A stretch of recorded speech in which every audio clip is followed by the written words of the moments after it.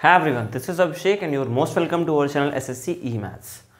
और ये हमारा ज्योमेट्री का सेशन आगे हम लोग कंटिन्यू करेंगे। आज ज्योमेट्री में कुछ हम लोग एक अच्छा सा एक ही क्वेश्चन डील करेंगे, बहुत प्यारा सा, और मुझे लगता है कि शायद वो क्वेश्चन काफ़ी डिसेंट होने वाला है आपके लिए, आपके और जिनके मेंस लगे हुए हैं SSC CGL mains, actually result भी आ गया है, तो जिन स्टूडेंट्स के मेंस लगे हुए हैं उनके लिए तो बहुत ज़्यादा बेनिफिशियल है। ठीक है, तो उम्मीद करते हैं कि आप इससे कुछ सीखेंगे, आप एग्जाम में कुछ अच्छा सा परफॉर्म भी करेंगे इन क्वेश्चंस की हेल्प से।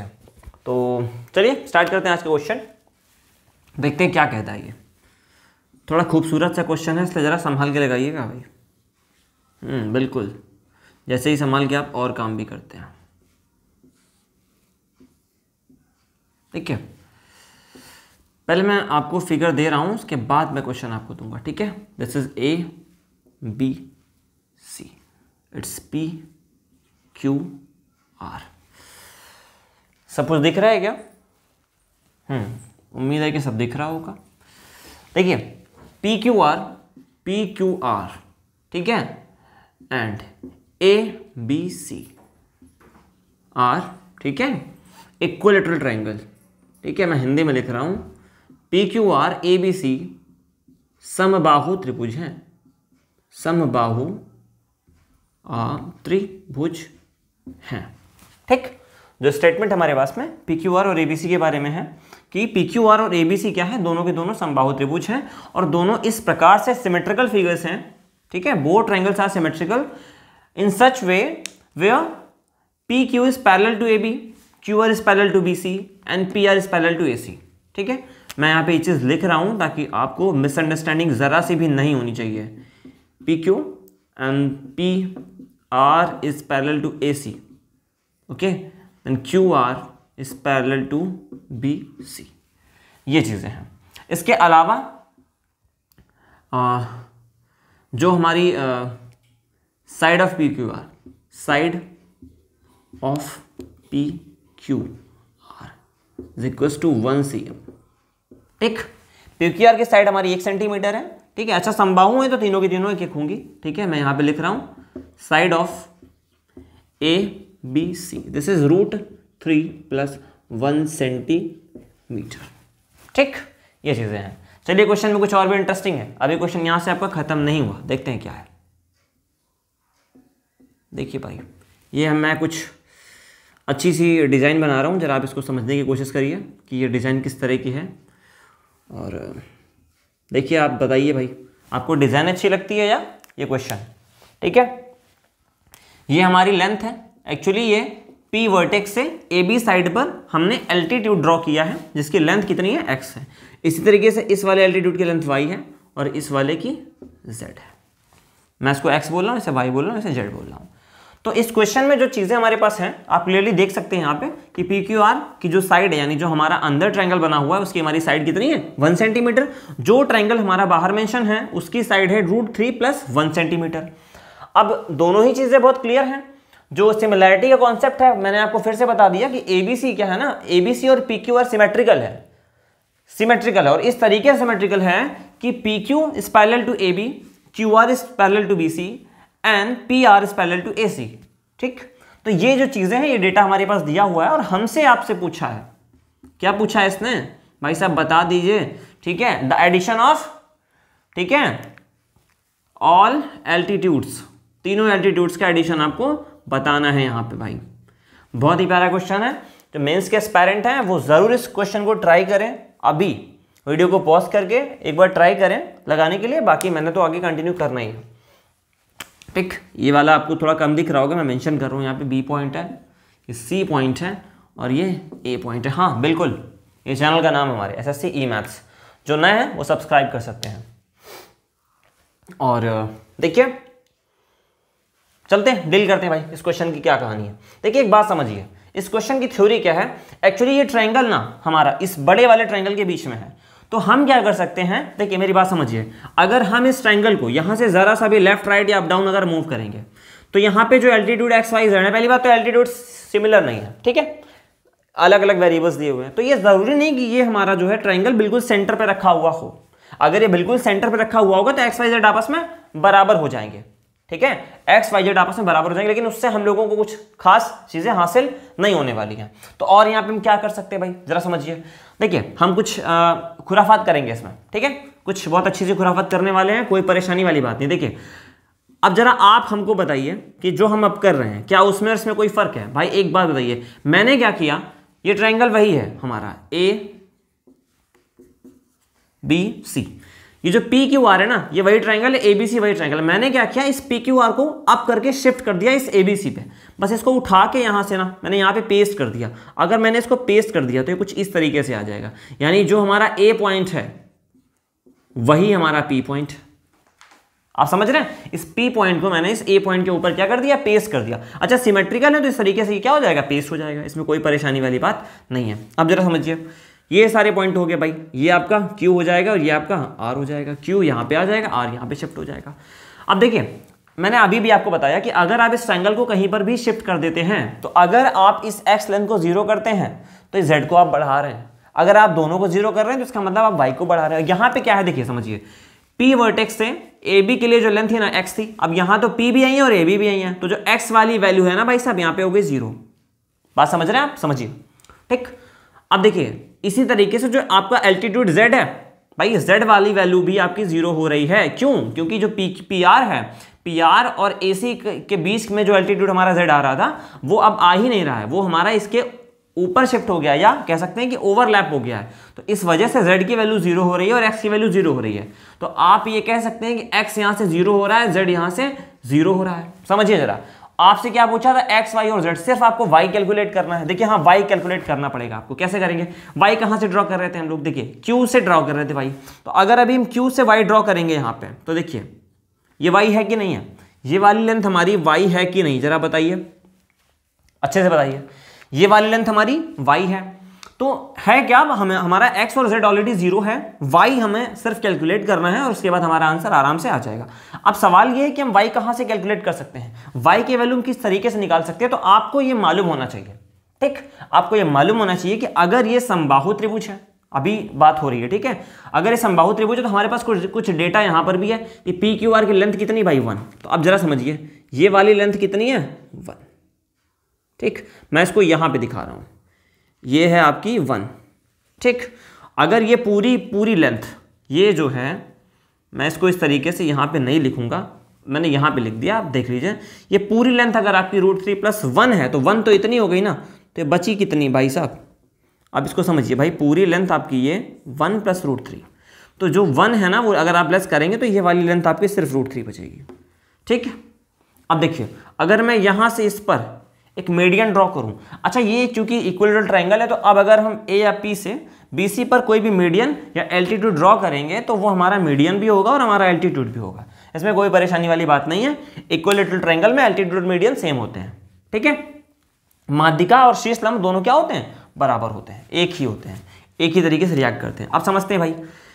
अब जरा बताइए, जो थोड़े स्मार्ट है ना, जो थोड़े स्मार्ट है उन्हें मालूम है कि जब साइड 2 होती है, जब इस छोटे वाले ट्रायंगल की मैं बात कर रहा हूं, जरा समझिए, इस छोटे ट्रायंगल की पी क्यू आर में जब साइड हमारी कितनी होती है 2 होती है। जब साइड 2 होती है तो इसका एल्टीट्यूड हमारा √3 होता है, लेकिन साइड 2 नहीं है, साइड वाला फैक्टर हमारा 1 है, यानी 2 से डिवाइड किया हुआ है हमने। सिर्फ क्या किया हुआ है, 2 से डिवाइड किया हुआ है, तो जो हमारा एल्टीट्यूड है उसमें भी हम क्या करेंगे, 2 से डिवीजन दे देंगे। तो जो हमारी ये लेंथ है ना, मैं इसको O पॉइंट मान रहा हूं, इसको P मान रहा हूं, मैं इसको M मान रहा हूं, ठीक है, सॉरी P ऑलरेडी है यहाँ पे, तो मैं इसको M ले लेता हूं।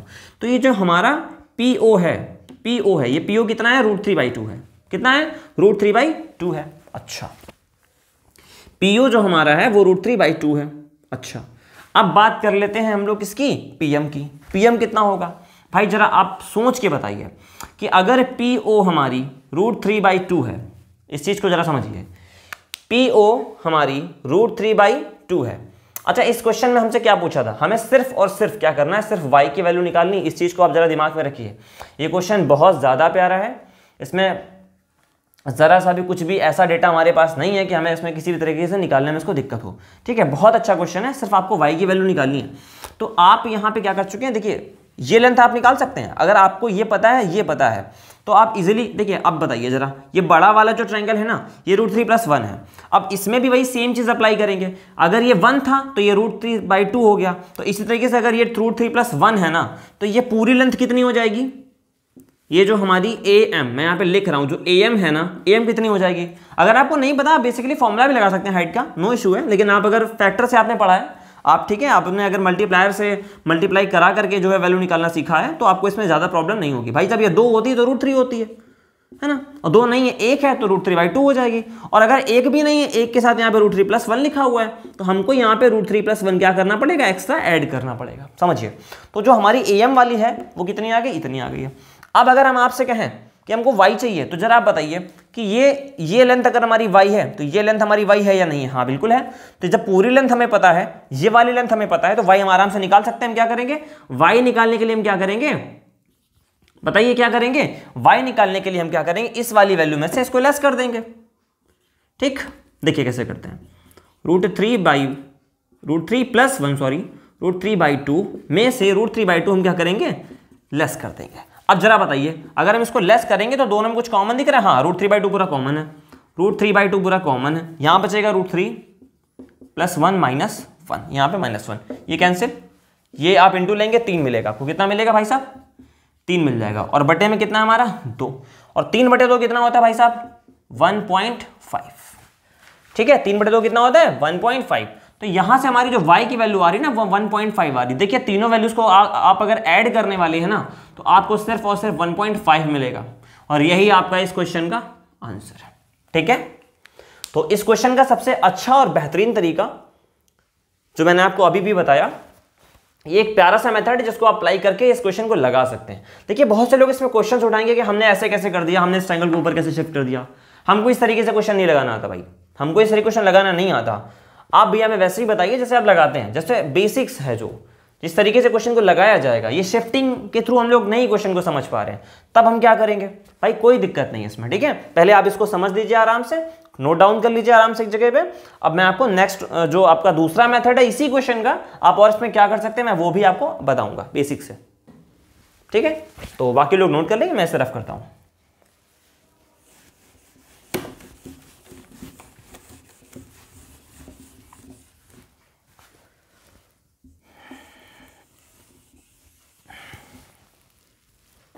देखिए फटाफट, जिनको समस्या हो रही उस वाले मेथड में वो इस तरीके से देख लें। भाई अगर बात यह आए कि हमको एक क्वेश्चन लगाना है बेसिक से, तो डेटा तो हमारे पास सिर्फ इतना ही है। अब समझते हैं, देखिए अब हमको अगर बताइए हम इसको मैच करा दें। ठीक, हम क्या करें? हम इसको मैच करा दें, हम इसको मैच करा दें और हम इसको मैच करा दें। ठीक, अब आपको कुछ दिख रहा है, अगर आपको नहीं दिख रहा है तो मैं आपको दिखा रहा हूं और आप देखिए। यहां पे आपको एक समलंब दिखाई पड़ रहा है, BQRC दिख रहा है, सभी को दिख रहा है। BQRC क्या है? BQRC। एक समलंब आपको ये दिख रहा है क्या? CRPA। CRPA। ठीक, उसके बाद आपको APQB दिख रहा है क्या? APQNB आपको दिख रहा है? ठीक है, कोई प्रॉब्लम नहीं है इसमें। ठीक है, ये तीनों हमारे समलंब हैं। अब हमको क्या करना है? अगर हम इसमें ये PQR भी ऐड कर दें, ट्रायंगल PQR भी ऐड कर दें, देखिए ये हमारा जो है ये आपको समलंब मिल रहा है 1 2 3। ठीक है, 3 यहां पर आपको समलंब मिल रहा है। उसके अलावा जो आपका एरिया छूटा हुआ है वो कौन सा है? PQR। अगर उसको भी हम ऐड कर दें तो भाई साहब इसमें छूटा क्या? कुछ भी तो नहीं, कुछ भी नहीं छूटा। तो पूरा का पूरा एरिया कवर होकर के क्या बनाएगा? Triangle ABC। ये सब इक्वल होगा ट्रायंगल ABC के। देखिए बहुत समझदारी वाली बात यहां पे करनी है हम लोगों को। अब सभी को मालूम है कि हमको इन तीनों का एरिया लिखना है, तो थोड़ा एरिया में स्मार्ट तरीके से लिखेंगे। क्यों? देखिए 1/2 बेस इंटू हाइट वाला कॉन्सेप्ट यहाँ पे सॉरी नहीं लगेगा। PQRC होता है तो यहाँ पे क्या, ये जो पैरेलल साइड्स हैं इनका एडिशन क्या होता है? पैरेलल साइड्स का एडिशन। तो पैरेलल साइड्स तो यहाँ पे √3+1 है और ये वाली साइड 1 है, तो हमको इनका एडिशन चाहिए। तो इनका एडिशन तो इस वाले समलंब में, इसमें और इसमें, तीनों में वही मिलने वाला है। तो डिफरेंट क्या होगा? सिर्फ y, x और z। ठीक है, y, x और z, ये सिर्फ डिफरेंट वैल्यू होगी। तो 1/2 हम यहाँ पे आराम से कर सकते हैं इसको कि ये √3+1+1। ठीक, और इंटू y। इस तरीके से जब आप इन तीनों को आगे करके सॉल्व करेंगे तो जो स्टेप मिलने वाली है आपको, मैं वो डायरेक्ट आपको यहाँ पे लिख रहा हूँ, 1 + 2 √3 + 2, ये सब में कॉमन हो जाएगा। यहाँ पे आपको मिलेगा y + z + x। ठीक, अब देखते हैं जरा। अच्छा अभी इसकी बात कर लेते हैं, ट्रायंगल PQR की। कुछ नहीं है इसमें, ट्रायंगल PQR साइड 1 है, आपको मालूम है अगर साइड 1 है तो एरिया कितना होने वाला है भाई, तो एरिया कितना हो जाएगा भाई साहब, √3/2 × 1²। यहाँ पे 4 कर लीजिए, √3/4 × 1²। तो ये इसका एरिया मिलने वाला है आपको। यहाँ पे देखिए √3/4 × 1, या इसको नहीं भी लिखेंगे तो चलेगा। देखिए इतना सेक्शन आपको मिला हुआ है। अब जरा यहाँ पे देखते हैं क्या ट्रायंगल ABC आपको मालूम है? हाँ बिल्कुल मालूम है। ट्रायंगल ABC का एरिया आप निकाल सकते हैं क्योंकि हमारे पास साइड है, तो √3/4 साइड हमारे पास है √3 + 1, तो इसका हम क्या कर लेंगे, होल स्क्वायर कर लेंगे। अब देखिए बहुत इजीली आपके पास सब कुछ दिया है, सिर्फ आपको x + y + z निकालना है। तो यहाँ पे आपको जो करनी पड़ेगी वो सिर्फ बेसिक सी कैलकुलेशन थोड़ी सी, और उसको भी हम लोग कुछ शॉर्ट मेथड से ही यूज करेंगे। देखिए ये वाला प्लस वाला टर्म हम उधर ले जाएंगे तो क्या मिलेगा हमको, नेगेटिव साइन मिलेगा, और यहाँ पर हमारे पास बचेगा √3 + 2/2। मैं लिख रहा हूँ आपको, ये x + y + z सही तरीके से फॉर्मेट लिखेंगे, = जरा देखिए अगर ये वाला टर्म्स हम उस साइड ले जाएंगे तो हमको यहाँ पे मिलेगा क्या, मैं वो आपको दिखाने की कोशिश कर रहा हूँ। देखिए ये वाला टर्म्स तो हमारे पास पहले से, अगर इसका होल स्क्वायर आप खोलेंगे तो आपको मिलेगा 3 + 1 + 2√3। ठीक, और ये अगर आप उस साइड ले जाएंगे तो यहाँ से मिलेगा आपको -1। ये -1 + 1 आपका कैंसिल हो जाएगा। जरा देखिए ये है आपका √3 + 4, जरा देखिए 3 और प्लस का 2 √3, तो इन दोनों टर्म से हमको √3 मिल जाएगा कॉमन, तो यहाँ हमारा हो जाएगा √3 + 2 जो अंदर बचेगा। ठीक, ये वैल्यू हमारी बच जाएगी। अब जरा देखिए इसके बाद कुछ नहीं, इसमें हमारा क्वेश्चन हो चुका है, √3 + 2/2 x + y + z = देखिए यहाँ पे ये हमारा 3/4 देगा, और ये वाला हमें वैल्यू कितनी देगा, √3 + 2 ऑलरेडी लिखा हुआ है, तो ये वाली वैल्यू तो भाई साहब कैंसिल हो गई। देखिए ये वाली वैल्यू कैंसिल हो गई, 2 से 4 गया, 2 बचा। तो जरा यहाँ पे आप इजीली देख सकते हैं कि x + y + z की वैल्यू आ गई आपकी 3/2। इजीली आप कह सकते हैं कि ये वैल्यू हमारी कितनी है, 1.5 है। तो यहाँ से भी आपका आंसर आ गया 1.5, यही आपका आंसर है। ठीक है, तो ये था इस क्वेश्चन को बेसिक से लगाने का तरीका। उम्मीद करते हैं कि आपको ये तरीका भी समझ में आया होगा, बट आई वुड सजेस्ट कि आप इसको, ठीक है, थोड़ा सा स्मार्ट तरीके से ही लगाएं जैसे मैंने पहले इसको लगाया हुआ है, क्योंकि एग्जाम में आपका इतना टाइम नहीं होगा, या तो फिर आपने इस तरह क्वेश्चन अगर पहले से लगा के नहीं रखा है तो फिर आपको बहुत दिक्कत आने वाली है। लेकिन जो पहले अप्रोच हमने बताई वो अप्रोच आप इंस्टेंटली सोच सकते हैं एग्जाम में भी। ठीक है, तो मैं प्रीफर करूंगा कि आप इस क्वेश्चन को उस मेथड से ही लगाएं और इस मेथड को भी आप समझें, क्योंकि बेसिक्स आपके लिए बहुत ज्यादा जरूरी है। तो इस सेशन को आज हम लोग यहीं पर रोकते हैं और आगे फिर हम एक नया सेशन, एक नए और बहुत ही प्यारे क्वेश्चन के साथ आपसे मिलेंगे। तब तक के लिए अलविदा।